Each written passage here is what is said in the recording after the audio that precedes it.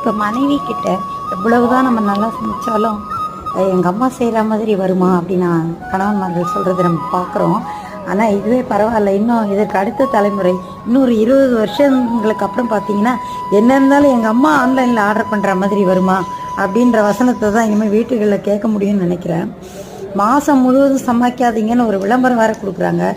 அம்மாவின் கைப்பக்குவன்றது நம்ம உடம்புலையும் மனசுலையும் ஊறி இருக்கிற ஒரு விஷயம். நம்ம அக்கறையோட நம்ம உடல் நலத்தில் அக்கறை கொண்டு செய்கிறது அம்மா மட்டும்தான். சமைக்க ஏன் இவ்வளோ கஷ்டப்படுறீங்க இந்த காலத்து இளைஞர்கள்னு தெரியல. இப்போ எவ்வளவோ சுலபமாக சமைக்கிறதுக்கான உபகரணங்கள் நிறைய வந்துருச்சு. அதை சிறப்பாக செய்கிற மாதிரி வந்திருக்கு. அதை ரசித்து சந்தோஷமாக செய்து சாப்பிட்டா ருசி கொஞ்சம் முன்ன பின்ன இருந்தாலும் நம்ம நோய் இல்லாமல் உடல் நலத்தோடு வாழலாம். அதுதானே முக்கியம் வாழ்க்கைக்கு. வேறு எந்த விஷயமும் தெரியலனாலும் வேறு யாரையோ செய்கிறத நம்ம அதை நம்ம எடுத்துக்கிறது ஒன்றும் தப்பு இல்லை. மற்றவங்களுடைய அலங்கார வடிவமைப்பையோ அதையெல்லாம் பயன்படுத்தணும். நம்ம உடல் நலத்தை அது பாதிக்கப்பட போகிறதில்ல.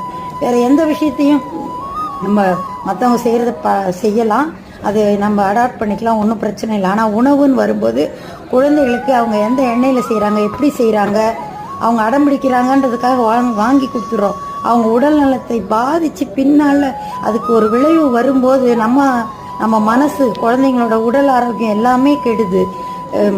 நம்ம வீட்டு சமையல் கொஞ்சம் முன்ன பின்ன இருந்தாலும் நம்ம வீட்டில் நம்ம சமைக்கிறோம். அவங்க விற்பனைக்காக சுவை கூட்டுவதற்காக என்னெல்லாமோ அவங்க தந்திரத்தை உபயோகப்படுத்துகிறாங்க.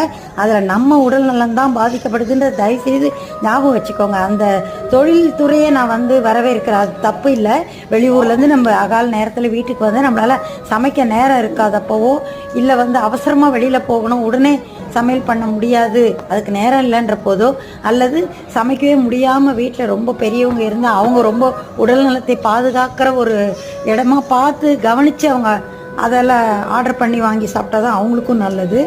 அதனால் கொஞ்சம் பார்த்து, அதுக்காக எப்பவுமே வெளியில் வாங்க வேணாம்னு சொல்ல. இந்த மாதிரி ஒரு சந்தர்ப்பங்களில் வேறு வழியே இல்லாமல், சமைக்கிறதுக்கே வழி இல்லாமல் நேரம், அல்லது ரொம்ப சோர்வாக இருக்கும், இப்போ தான் வந்தோம் அப்படின்ற நேரத்துலையோ, இல்லை மாதத்துக்கு ஒரு முறை ஒரு வித்தியாசமான உணர்வை சுவைச்சு பார்க்கணும் அப்படின்னும் போது வெளியில் சாப்பிடலாமே தவிர இதையே வழக்கமாக்கி நம்ம சோம்பேறித்தனத்தை அடுத்த தலைமுறைக்கு எடுத்து கொடுக்க வேண்டான்றது என்னுடைய